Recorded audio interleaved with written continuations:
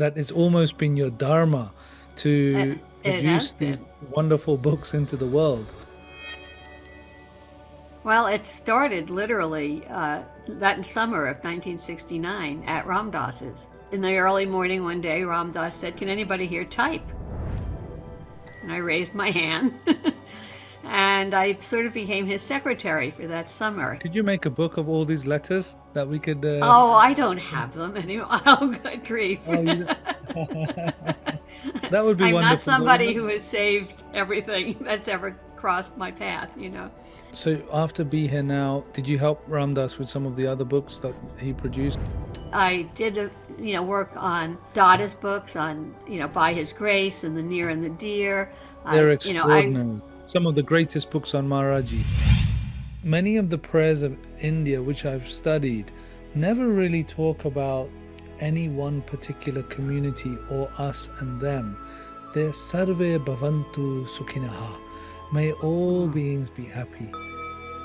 and I Krishnadas love what once he told me says this is what you basic. do is Yeah. never enough. What you are is always enough.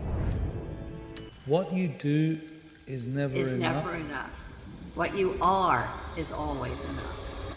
How do we address that? Like, say, for example, there's somebody reading this book, there's also a volunteer, somebody who's doing some good service work. How can they not burn out? How can they maintain a sense of being while doing? Well, let me read you something else from the book.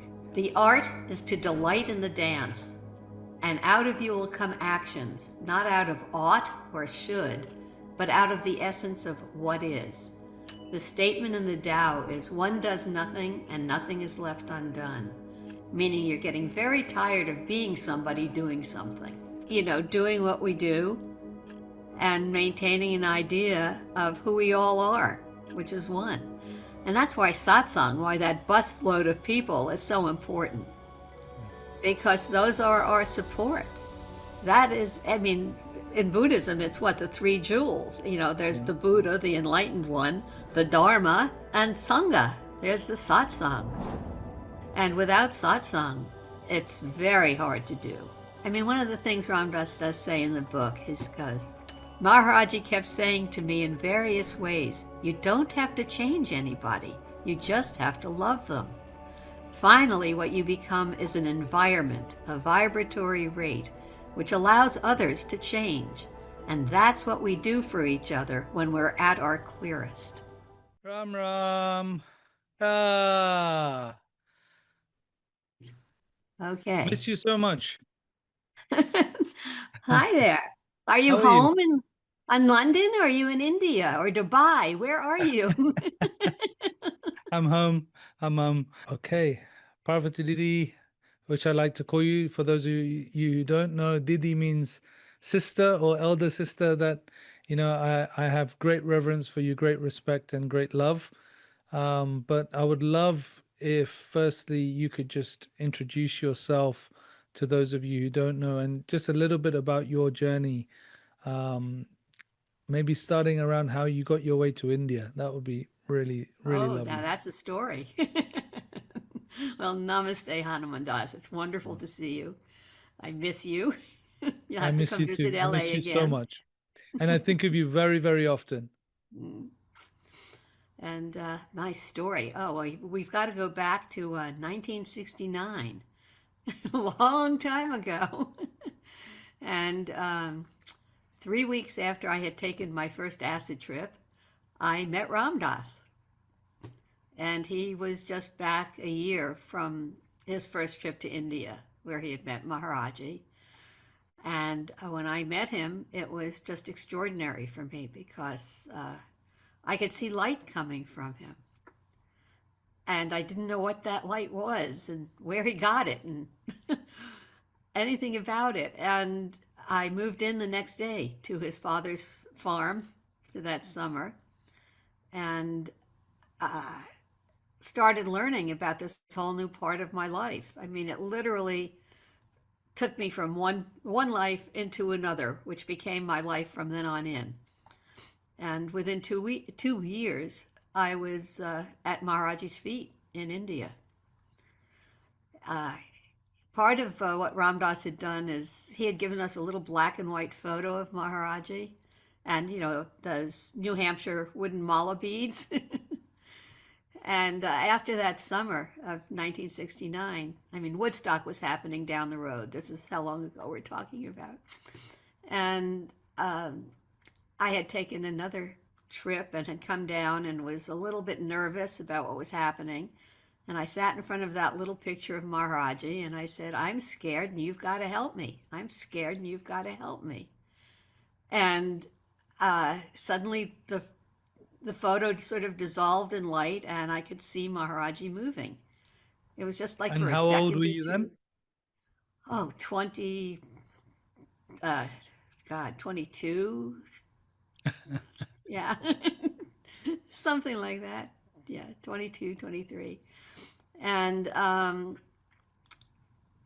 you know, I got a bigger picture of Maharaji. I used to talk to it all the time. This is all leading up to my trip to India. And I would see him in it periodically. I mean, I didn't tell anybody I was talking to pictures. You didn't do that back then. They would have thought you were slightly out of your mind.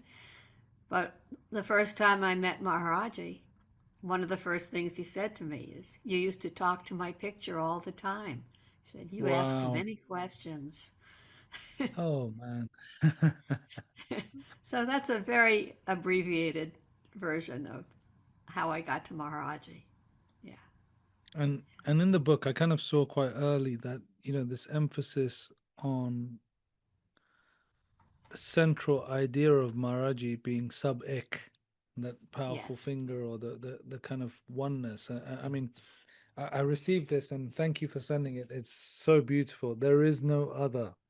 The Way to Harmony and Wholeness, Ram Dass, edited by Parvati Markus, featuring contributions of Sharon Salzberg, Joseph Goldstein, Jack Cornfield, and Mirabai Bush, but edited by Parvati Markus. And you've been editing and working on books for many, many years. Could you tell us a little bit about that part? Because I love that part about you, that it's almost been your dharma to It has produce these been. wonderful books into the world. What are the books that you've worked on? Well, it started literally that summer of 1969 at Ram Dass's. I mean, I think 3 days after I sort of moved in to the group that was there, in the early morning one day, Ram Dass said, Can anybody here type? And I raised my hand. And I sort of became his secretary for that summer. He had, been talking a little bit around the country. People were sending him snail mail back then, and he would I record don't his. even know what a snail mail is. Could you, for our younger listeners and even myself, what on God's green earth is a snail mail? Those are actually letters that people wrote by hand with pen Okay, on paper and put okay. into the mail with a stamp. Oh, okay. So just a regular post, what we would call Regular a post, post. Yes, is this is snail mail. pre Okay, email, pre computers, okay, pre all of that. Okay. okay. Back in the ancient days. And he received a lot of post. He received a lot of post, yes, and people were asking him real questions because this was all new back then. I mean, we didn't have yoga studios on every corner in 1969. It was like all these concepts were new to the West in many, many ways. And so people were asking him a lot of questions, and he would respond. He would respond on tape, on cassette tape back then. He would record his answers, and Okay. I would listen and type them up for him. Wow. Okay, That's so beautiful. it was the way I sort of learned the whole vocabulary of my new life was by typing up all of his responses to people. So I started to learn what things meant, what sadhana meant, and what karma, all of these terms that I didn't know before became part of my vocabulary because of that. Can And we make a after, book? Could you make a book of all these letters that we could oh, I don't have them anymore. Oh, good grief. oh, that would be I'm not wonderful, but somebody who has saved everything that's ever crossed my path. oh, which is too bad in a sense, because what happened after that summer is I went to New York and got a job because I knew I needed to make money to eventually go to India. And Ram Dass used to send me his handwritten part, which became the first part of Be Here Now, his story. And I wish I still had that handwritten copy of that, but that disappeared long ago. Right. So that was literally the first book I ever worked on, was Be Here Now. Wow. Because and it's interesting because this one sort of feels like full circle for me. You know, there is no other. Yeah. And so after Be Here Now, did you help Ramdas with some of the other books that he produced? I'm not Ram Dass with his books, but I did work on Dada's books on By His Grace and The Near and the Dear. They're I extraordinary. I uh, think they're some of the greatest books on Maharaji. That Dada's books, yeah, yes, yeah, yeah. yeah. And since then I've worked on a lot of the books of the satsang. You know, I did Ram Giri's book with him. I did Krishna Das's book, Chance of a Lifetime. I did, so it's been a very much part of my dharma, as you And say. you're helping mine with mine as well. Still, like it's taking One me of more these than a days. decade to pull this together, but and I think why I was so excited about this one, there is no other because it's the same theme of Sab-Ik. It's within that Yes. understanding, and the understanding is very, very ancient, spiritual, like the core essence of spirituality, like the spiritual underpinning of every faith and tradition starts with this ultimate essence of oneness and wholeness and Purnam, like the Upanishads would describe in the Isha Upanishad, Purnamidam, Purnamada, Purnat, Purnamadasyade. It's all fullness. It's all complete fullness. And the Upanishad explains it like fullness comes from fullness. And if you take fullness out of fullness, only fullness remains. Or wholeness comes from wholeness. And if you take wholeness from wholeness, only wholeness remains. And when I went to Ram Dass, it was these questions around Sab-Ik and these ideas that I really felt called to understand with him. But when I went to him with all of these Upanishadic and Vedic questions, all he did was talk about Maharaji. And so in this book, when I opened it, straight away there's this beautiful photo of Ramdas and Maharaji sitting together. Um, and then there is this the image quite early on. I saw it of Maharaji and like pointing the finger of Sab-Ik. And so, what does that mean to you? Well, I mean, Maharaji over and over would ask, what's the difference between Ram and Christ? And the answer was, they're one. What's the difference between, God and Guru? They're one. I mean, it was a recurring theme all the time with Maharaji, all the time. Did he So, do it playfully? playfully, he was like the grand playmaster, yes. Yeah. It So, says Maharaji often pointed the way for us to go beyond the duality of the world, beyond our inner heart mind duality. By raising one finger, depending on your state of mind at the moment, you might take the gesture as a warning sign, like watch out. Be that as it may, it was a clear gesture in indicating Sab-Ik, all one. He'd ask us Westerners, what's the difference between Ram and Christ? And we'd respond, they're one. He'd point it upward. Do you understand? He'd ask, what's the difference between God and Guru? They're one. Sab-Ik, all are one. Love everyone. See all as the same. Ram Dass saw it this way. yeah. Yeah. It became it's the prime teaching. I mean, all is Brahman. Yes. Yeah. It's all the same essence of the universe. And uh, when you can start to bring that concept into your life, into your awareness, then it's much harder to look at somebody else as the other. As Ram Dass said, he let me see. There's this one. Ah, I don't know where it is. I'll find it in a minute. But for Ram Dass, as he goes on in that beginning part of the book, that became the only teaching. It was a Yeah. fundamental teaching, is that it's all one. Yeah. And it was learning to see how it was all one.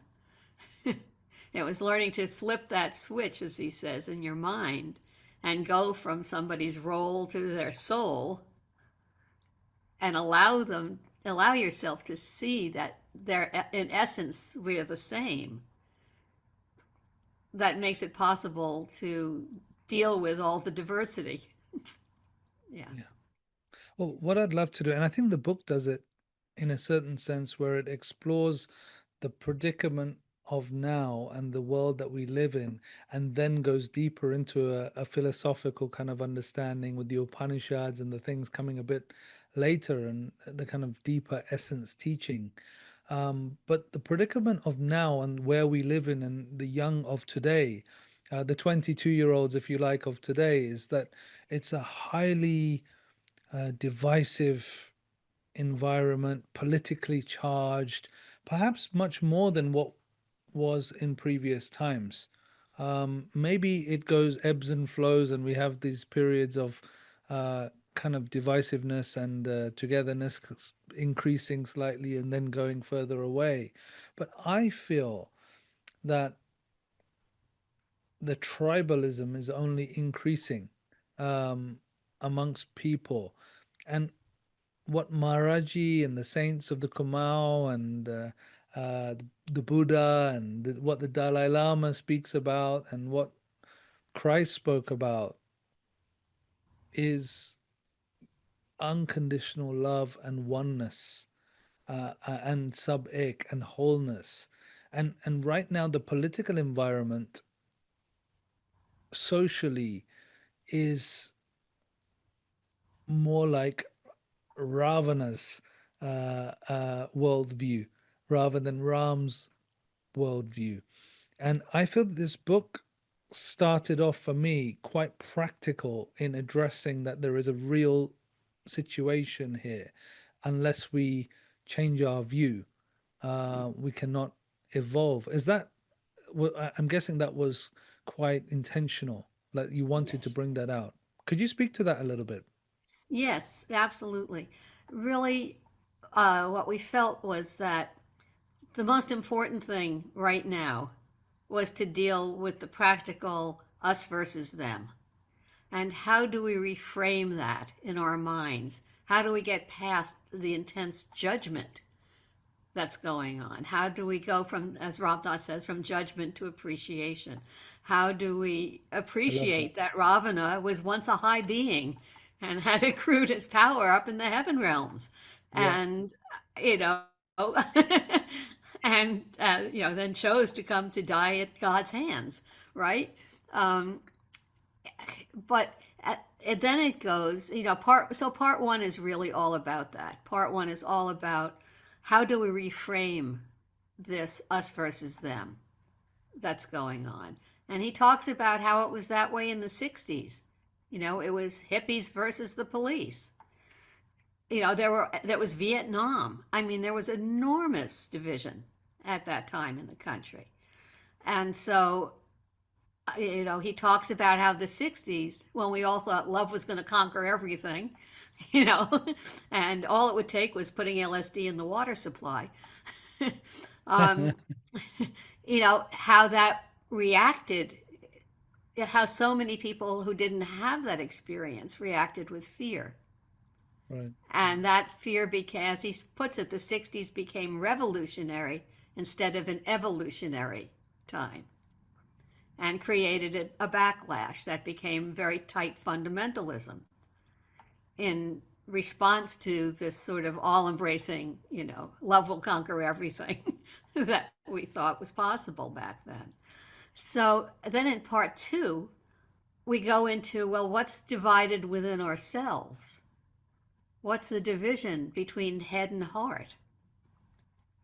So we go from sort of the external, how do we reframe the us versus them, into, well, look at inside yourself. Look at the divisions that you have within your own heart, within your own soul. How do you deal with everything within yourself that's separated? And then in part three, we go into, well, then how do you bring them together? How do you go into wholeness? And that's where we talk about, teachers and satsang and loving awareness. Yeah, So that's that's sort of the beautiful. Yeah, way the you know progression. the progression. Mhm.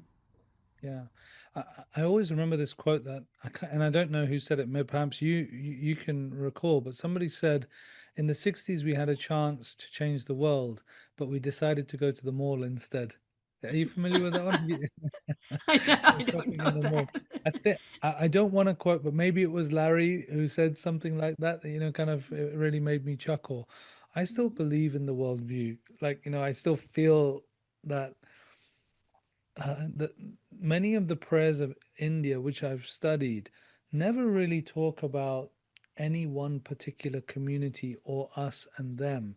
They're Sarve Bhavantu Sukhinaha. May all Mm. beings be happy. Loka Sangrahame Vapi. Like, may the whole world be blessed. May all beings be happy. May all be free of suffering. And the artis that we recite, like it's even the word Sanatan Dharma. Sanatan just means universal and eternal, like for all. There is not really that discriminatory feeling within it, and I feel that even our social work or practical feeding of people or service, like those in service in the world, should have the view of all and not one particular community, and not even between giver and receiver. So Ramdas would say to us, and like when we recorded those conversations together, which is kind of along this line, he would say, um, it's the left hand giving to the right hand, or the right hand giving to the left hand, even in social work. So, just from my own selfish perspective, how in the book do you look at that, like the actual practical work in the world? How do you discuss that? Well, there is that whole chapter on selfless service, Yeah. which um, where we really do go into that a lot, and how not to be, so attached to yourself as the helper, and to go beyond those roles. And, really what is selfless service and how does that serve? How do you serve? Mindful service is what we call it. Yeah. Yeah. Um, I'm there now. Mindful service. yeah. So what is And, mindful service? well, it's compassionate action. Yeah. It's compassionate action without, as the Gita goes, without any desire for the fruit for yourself. Yeah. And I Krishnadas love what once he told me says this. is what you Please, yeah. do is Yeah. never enough. What you are is always enough. What you do is never Is enough. never enough. What you are is always enough. So that really what you're doing is you're coming together with the person, seeing that oneness, Yeah. experiencing that oneness. And then it is only the left hand giving to the right hand. At that place. Yeah. Yeah. Yeah. When I was in Rishikesh with Krishna Das many years ago, he was telling me about Maharaji asking devotees, what is the teaching of the Bhagavad Gita? And many people would give lots of answers like Nishkam Karma Yoga, like selfless service, and all of this. And then he said, who can do Nishkam Karma Yoga? And they would, like, kind of say that. And then he said, only Krishna could do Nishkam Karma Yoga. So it's almost like you had to be one uh, Right. to be able to do it truly selflessly. Otherwise, Yes. we're carrying mind or ego or something in the journey. And I think it's quite a developed art, isn't it? Like this Right. philosophy is actually quite nuanced and intricate because we carry so much thinking that okay, I'm doing selfless service, but really there's Right. um, only really a divine being can do it purely, like Right. really. Yeah, let me read you something. This is from that chapter on mindful Okay, service. yes, please. This is about being good. Okay, we all want to be good, right? He goes, in the late 60s, there were people who said, look, you can't wait to do good. Go do good. The hell with being good. The others said, we better get on with our being, or else we're not going to do much good. By the mid 70s, the doers were burning out. The beers were feeling cut off from the life force of the universe because they were pushing away the world. I mean, he talks a lot about the difference between wanting to go up into the divine, into that, you know, state of um, where everything's perfect, right? Yeah.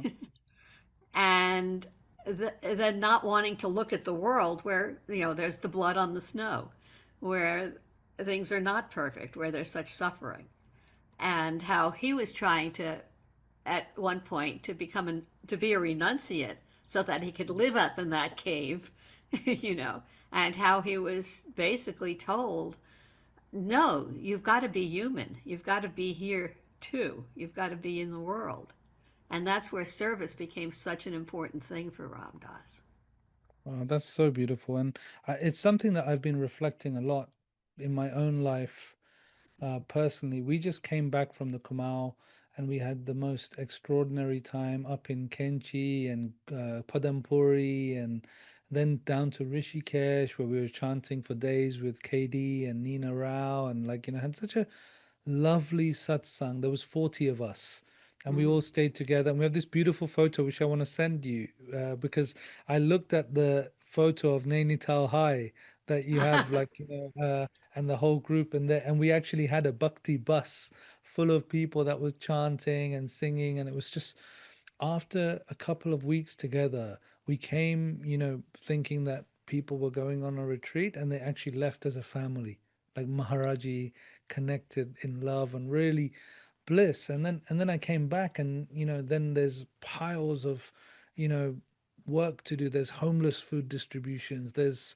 service, there's um the hurricane in the West Indies that's left hundreds of thousands of people without food and water and housing and all of this and I feel that it's the cloud and the dirt that we need that it yes there is the cloud like the Bhagavad Gita. If it's anything, it's about how do we bring the reality of the Kumal or the retreat into our everyday existence practically. And that's why I think this book is so important because it addresses the dirt as well as the cloud as one reality, which is nature Yes, together.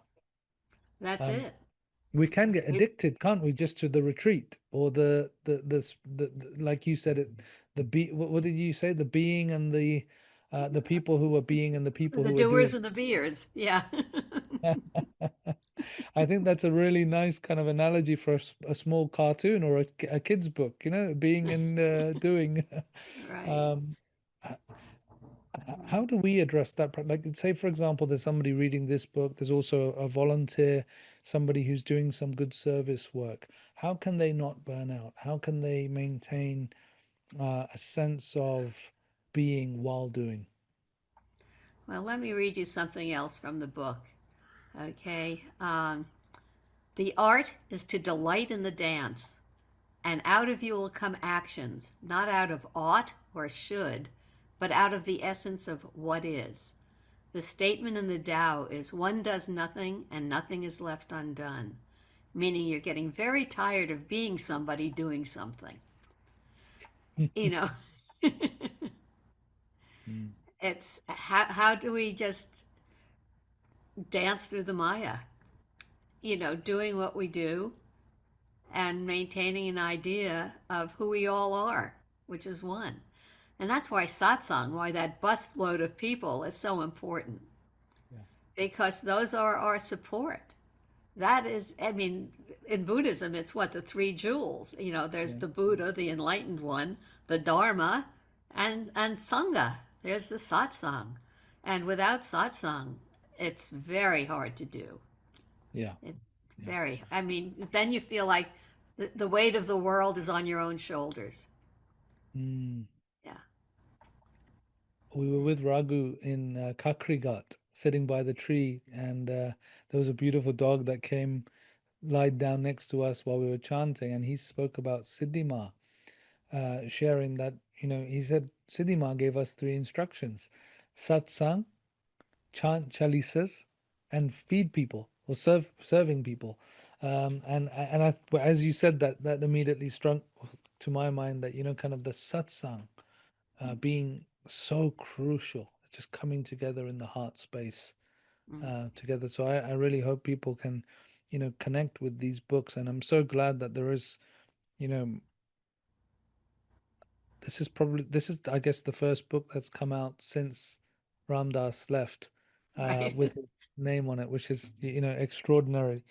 I'm so thankful that you know, went to the tremendous effort of putting it together, and I think it really carries Maharaji's essence Mm. um, through it, which is kind of, I felt, written for its own sake rather than to try and um, convince anybody or for a particular market of people. It's just the truth. It's just love everyone and tell the truth, which seems to be there. Could you read something else from the book? Is there like anything that you really love from a practice Um, perspective, or kind of anything that you feel that you'd like to share? I think this is good. Um, we're talking about the difference between the beers and the doers again, Oh, the lovely. cave versus the world, right? Yes. What I've seen in my sequence of going from awakening, but not enlightenment, to renunciation in order to get high, to realizing that I wasn't free, to turning around to look at the physical plane that I had been busy pushing away, I realized there was nowhere to stand. I couldn't stand in heaven and look at earth so it wouldn't hurt. I realized I had to be able to dwell in the place where it hurts and it doesn't hurt, a perspective that would allow me to keep my heart open in hell. I mean, how's that for a way to think about service? I love it so much. Keep your heart open in hell. Hell, yeah. And more directly towards the sort of us versus them. I mean, this is my favorite quote probably from the book. He goes, "My job is to work on myself, so I experience the place at which we're us, and then honor the diversity and the right of that person to do what they want. But when they start to do something that affects me or another person's rights, I have to say no. Then I have to work to say no without closing my heart." That's the sequence I go through. Why is that your favorite quote in the Because book? that to me is how we deal with what's happening. Yeah, That's exactly how we deal with it. It's like my job is to work on myself. I want to get to the place where I understand the oneness of everything. yeah, Then I can deal with the diversity, and I can say that person has a right to their beliefs. That person, it's not that they're wrong and I'm right. They have a right to do that. But if what they do starts hurting me, hurting another person in a fundamental way, I have to say no. yeah. But I have to say no and with keeping my heart open, not That's the closing my critical part. heart. And Yeah. not from righteousness. Not from righteousness, not from judgment, not from, I'm right, you're wrong. Yeah, yeah. Yeah. There was in the introduction, I read this Anne Lamont when she spoke about didn't she? She said something along, just paraphrasing. She said like, if if you believe that God agrees that the people that you hate are the people that God hates, then you're probably creating God in your own image, and kind of something along that line, that really resonated with that, and also Ramdas. I I remember there is something that he said that whether it's Kali Yuga or Sat Yuga, our goal is the same: love Mm, and compassion. yes. So, whether it is hell or whether it is heaven, whether it's the good age or the dark age, we can just be love, be compassion, be kind to others, to try and be that in our own hearts, and just to kind of exist in that love, and then operating service from that place. Yeah. Um, Yeah. you're just really then distributing prasad. And I think there is a story probably in one of the other books. It's I don't know if it's by his grace or from Near and the Deer, but it's in one of those two, I think, where a devotee wants to give prasad at the temple, and he wants to donate a lot of food, to distribute a lot of prasad, and Maharaji lets him do it.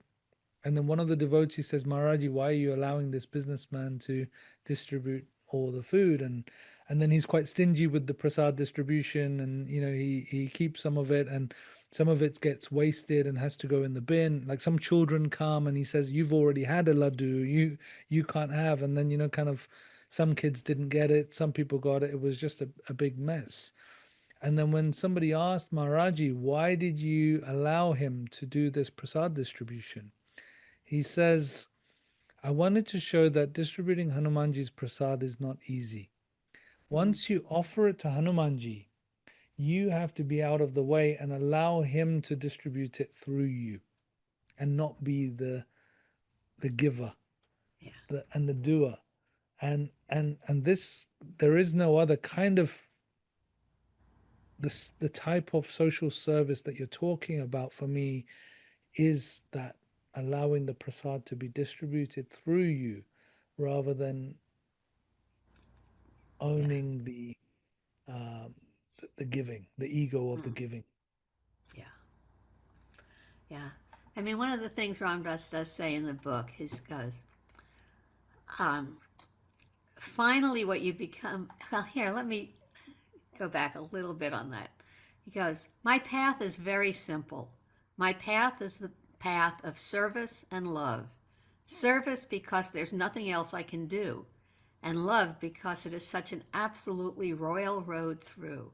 It's so much easier than the way of Gyan, the way of knowledge, because all you have to do is love. Maharaji kept saying to me in various ways, you don't have to change anybody, you just have to love them. Finally, what you become is an environment, a vibratory rate, which allows others to change. And that's what we do for each other when we're at our clearest. I mean, it's one of my favorite Ram Dass quotes. Yeah. You don't have to change anyone, you just have to love them. Mm. But I guess it's Maharaji. Is it Yeah, Maharaji said? Yeah, you don't. that's Maharaji. Yeah. Yeah. You just have to. I'm just writing it down because I think that could be the title of our talk together. You don't have to change anyone, you just have to love them. So beautiful.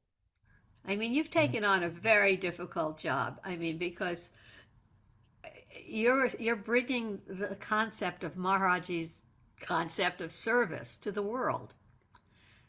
And as you said, to do that perfectly, you have to be Krishna, right? And I don't think it is possible for me to do it perfectly.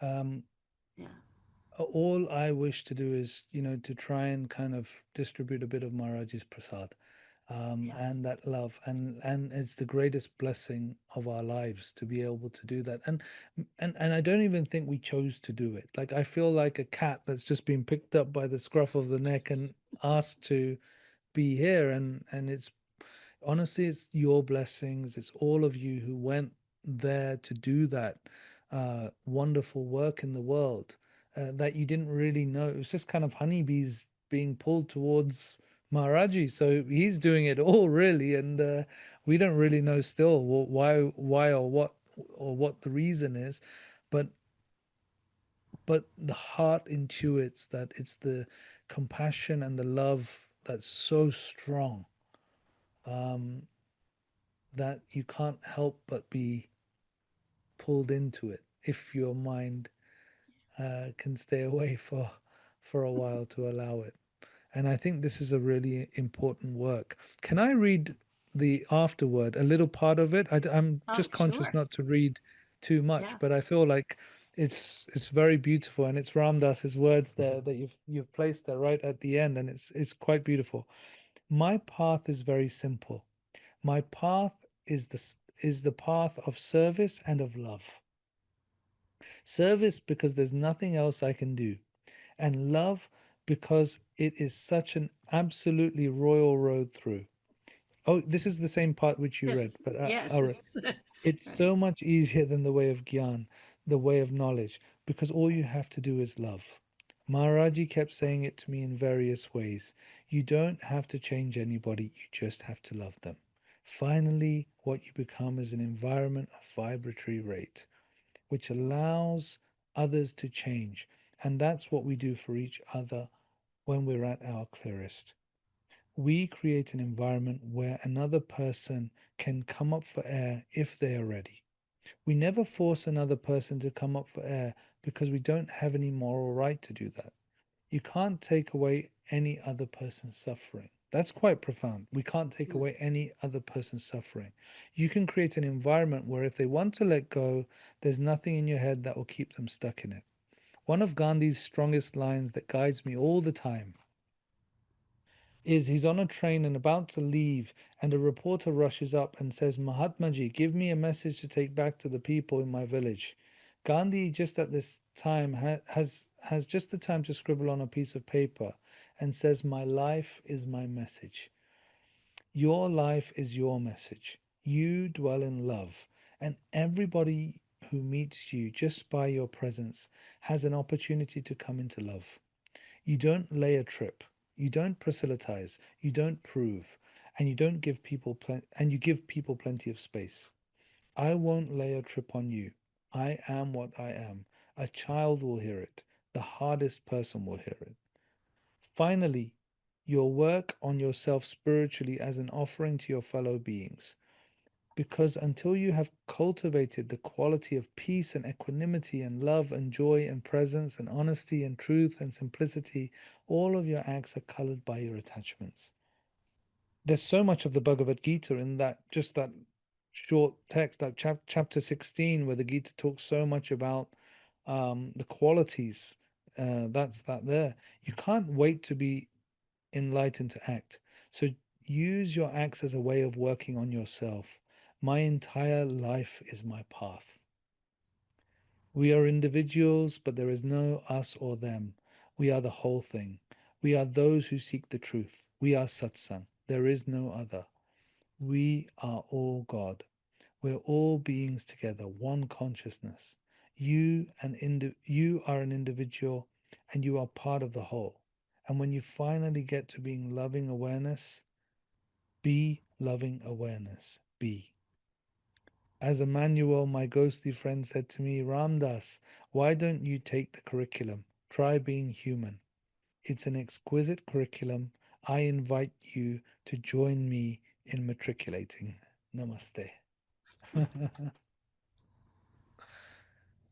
That's a book in itself that has so much of the entire philosophy just within those words. So, um, what's your final message for people that might take a few um, moments of their life to listen to us talking about this? What do you hope people will um, take from this book?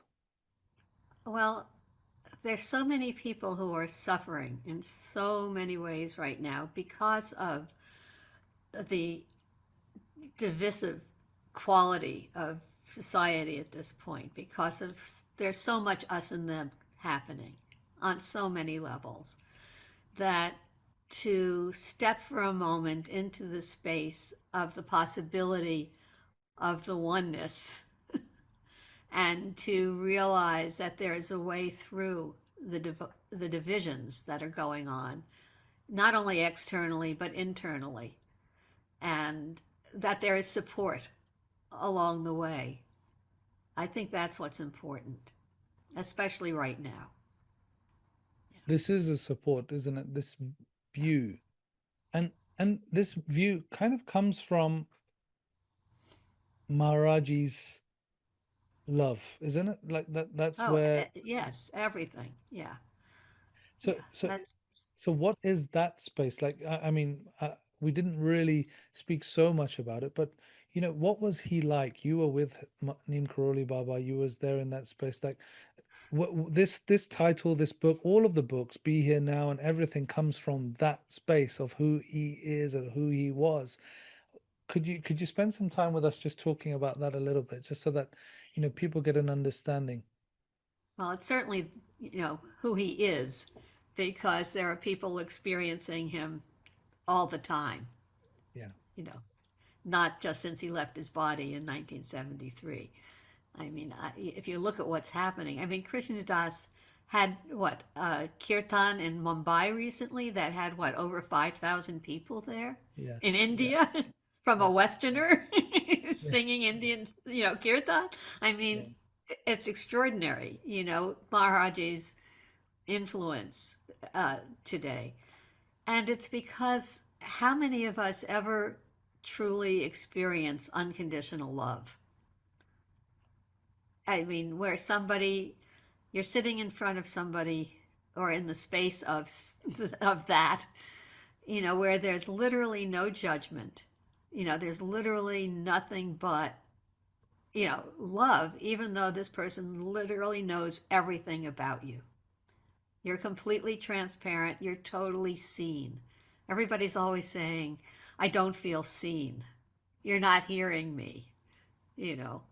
Um, and within that space of oneness, you are totally seen. That unconditional love of Maharaji was an extraordinary experience. I mean, Larry Brilliant said it really well. I mean, when he said that sitting in front of Maharaji, of course he loved us. That was his job. He's a saint, right? He said the really extraordinary miracle was the fact that sitting in front of Maharaji, we all loved each other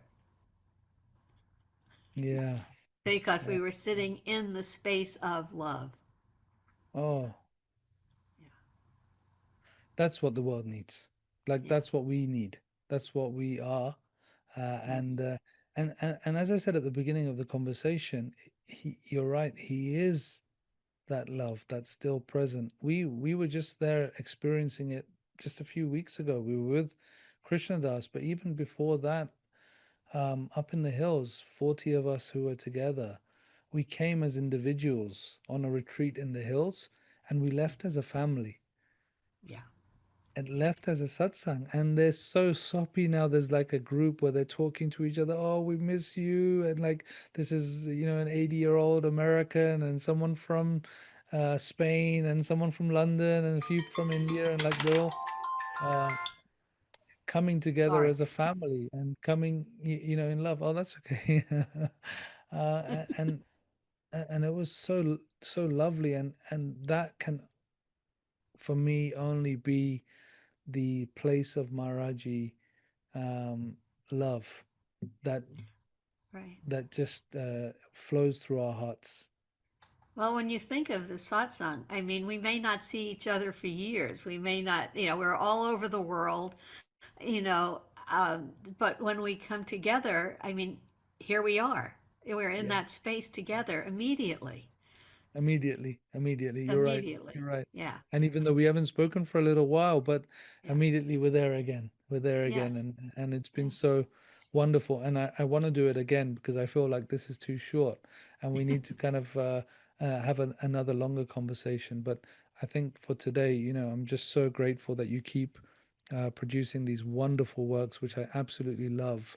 Love everyone is something that I give to everybody. Like that's the gift I give to people, Mm. and say, here, this can change. But now I've got another one to also share, and hopefully we can this year complete together with your help. Be yourself, because that Yes. is very much in the continuation of this spirit of no otherness, sub-Ik, and oneness. And we didn't talk too much about it, but I noticed that there was an Upanishadic verse from the Mundaka Upanishad in the text as well, which I was really happy to see that, because I feel like the Upanishads are the texts which are just about oneness, Yes. and they're just an extraordinary group of Vedic texts, ancient texts that just talk about the self and the one, the Brahman being one, and and and and to see that in today's world being shared is such a sacred thread that we lean on all of those saints and sages from time immemorial who have realized that oneness, because it's not just something new, is it? This is something as old as time, that we are one, Yeah, that's and a carrying wonderful forward. quote from the Upanishads. Yeah. Yeah, yeah. Okay. Thank you so much. Ram Ram. Ram Ram. Love you so much. Let's do this You again too. soon. Okay, you got it.